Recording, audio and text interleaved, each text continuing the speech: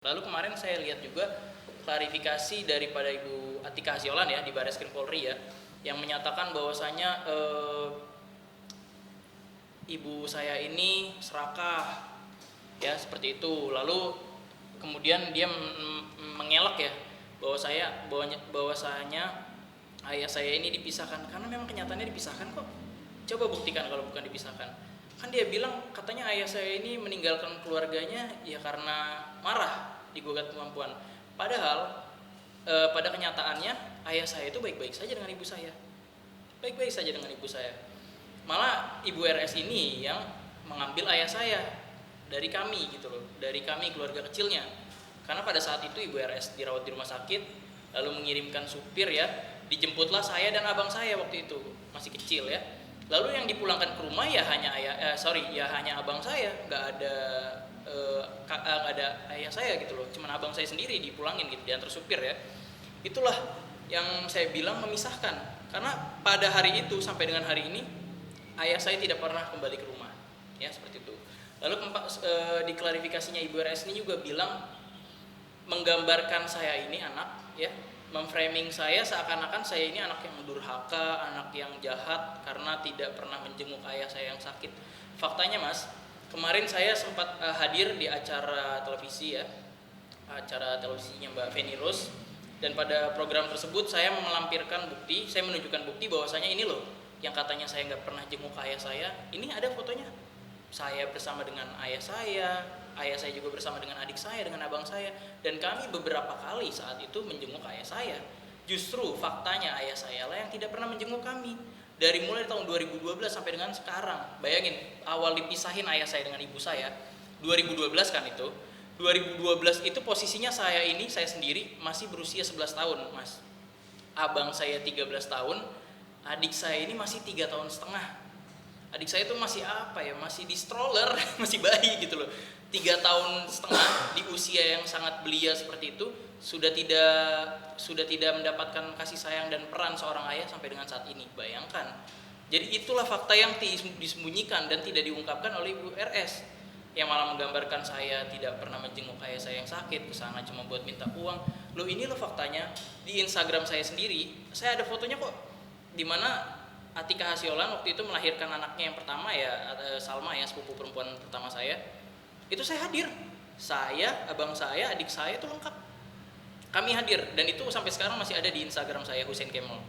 Jadi itu memang sebuah fakta yang tidak diungkapkan oleh Bu RS baik dalam klarifikasinya maupun pernyataannya dia, statementnya dia seperti itu. Jadi alasan-alasan ini tidak diungkapkan.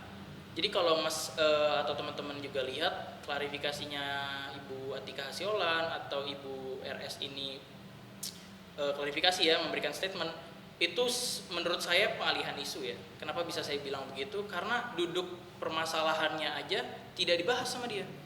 Kalau teman-teman lihat di klarifikasi dari Ibu Ratna Sarumpait ini tidak pernah membahas tentang penelantaran, dan oke, dia bahas sekali dua kali ya. Dia membenarkan bahwa mereka menyetop nafkah. Tapi apakah itu dibenarkan? Jadi mereka nih ngomong tuh sepotong-sepotong seperti itu, Mas. Jadi mereka ini malah membuat isu baru ya, di mana ibu saya A, ibu saya B, ibu saya C, menggambarkan seolah-olah ibu saya ini orang yang kurang ajar, yang mata duitan, yang kawin lagi ya, seperti itu ya. Padahal itu statement-statement yang belum terbukti. Pertama, kedua, permasalahannya bukan ini. Ayo dong kita balik ke laptop. Ini laporan polisi tentang apa sih? Pertama tentang penelantaran, kedua tentang dugaan penggelapan, 375 KUHP. Ya, dasar hukumnya seperti itu. Dan kenapa 375 dugaan penggelapan? Kenapa ya? Ini yang saya bahas tadi. BHP tidak didaftarkan, pengajuan pengampuan tidak melampirkan kartu keluarga ayah saya dan segala macam. Inilah yang saya bilang patut diduga untuk menggelapkan. Dan kedua, penelantaran. Fokus dong pada permasalahan itu. Kalau memang tidak menelantarkan, buktikan. LP ini atau laporan polisi ini jadi kan karena ada bukti. Saya ketika saat itu ibu saya yang membuat laporan ya di Polres Metro Jakarta Timur, itu membawa barang bukti berupa salah satunya print out rekening koran dari 2021 sampai dengan saat ini. Terakhir itu di bulan Juli 2024 ya. Jadi itu 4 tahun itu adalah barang bukti di mana tidak pernahnya ayah saya memberikan nafkah atau ibu RS ya selaku pengampu dari ayah saya itu tidak pernah. Jadi harus balik laptop, jangan malah bahas A, bahas B, bahas C dan sebagainya ya. Balik laptop dong. Ini kan tentang permasalahan. Ini kan tentang penelantaran. Buktikan kalau bahwasanya Anda tidak menelantarkan. Dan tolong buktikan kepada saya juga bahwasanya penelantaran ini bisa dibenarkan gitu loh. Jadi seolah-olah Ibu RS ini ya kita tahu lah track recordnya beliau seperti apa kan. Pernah mengalami kasus di mana ngomongnya dipukuli, ngomongnya digebukin segala macam, nggak taunya operasi plastik ya. Seperti itulah, kita semua tahu track recordnya beliau. Jadi klarifikasi yang mana seharusnya klarifikasi ini membahas permasalahan, malah membahas hal-hal yang lain yang belum terbukti dan tidak diperlukan menurut saya.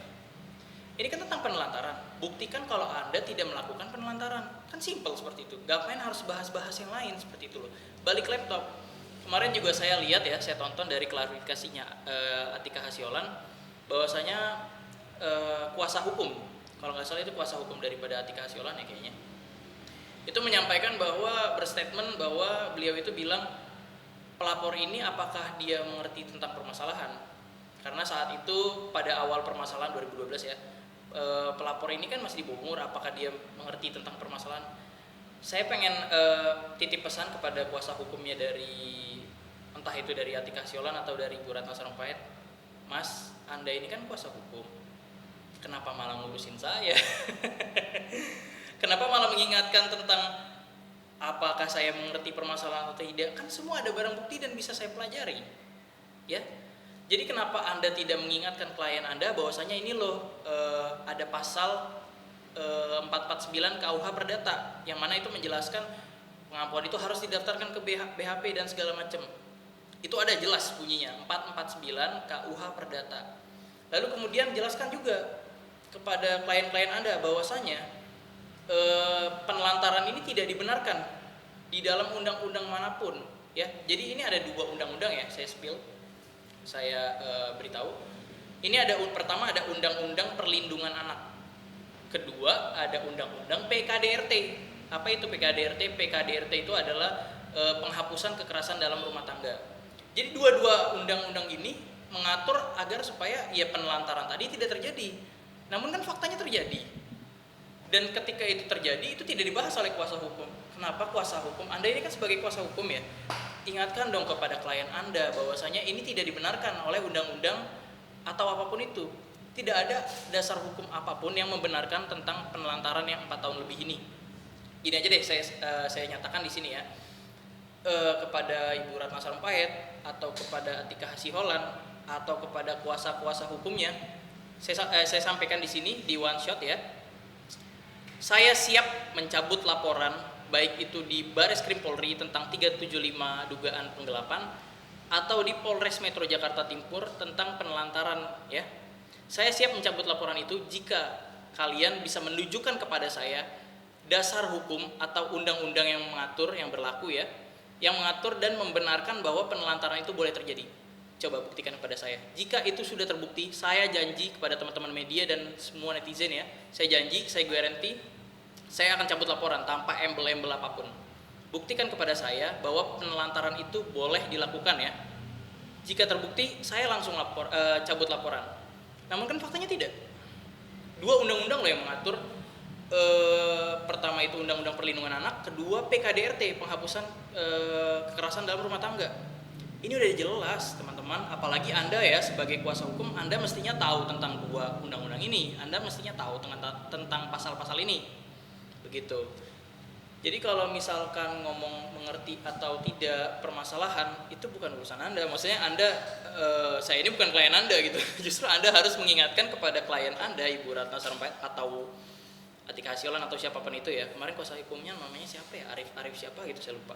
Nah itu yang menyampaikan seperti itu ya. Itu tolong diingatkan kepada klien Anda bahwasanya apa yang sudah dilakukan oleh klien Anda itu salah dan melawan hukum. Itu yang Anda perlu tekankan di sini. Oke, Atika juga kan kalau bisa kita lihat bersama, kemarin dia bicara bahwa seolah-olah ini seharusnya yang pertama bisa diselesaikan secara kekeluargaan. Betul. Yang kedua dia menombok karena harus menjaga aset-asetnya. Gimana tanggapannya singkat? Oke, siap. Singkat saja ya Mas ya. Gini loh. Tadi kan pertama dia bilang ini bisa diselesaikan secara kekeluargaan ya. Itu kan menurut dia ya, pendapatnya dia. Terserah sih juga. Saya menghargai statementnya dia. Mau dia ngomong apa ya terserah ya, seperti itu ya. Jadi gini, saya tanya lagi, teman-teman semua di sini bisa berlogika, Mas sendiri juga bisa berlogika adalah di sini. Kalau diomongin baik-baik aja saya tidak digubris, bahkan Ibu RS juga diklarifikasi yang mengakui bahwasanya saya pernah dengan kuasa hukum mensomasi sampai dengan 3 kali, itu 3 digubris. Apanya lagi yang mau diselesaikan secara kekeluargaan gitu loh. Wong omongin secara baik-baik nggak bisa kok, itu kan faktanya. Jadi kita udah, apalagi kita omongin baik-baik ya secara kekeluargaan ya. Saya somasi 3 kali aja itu artinya besar loh Mas. Itu somasi itu kan bentuk peringatan.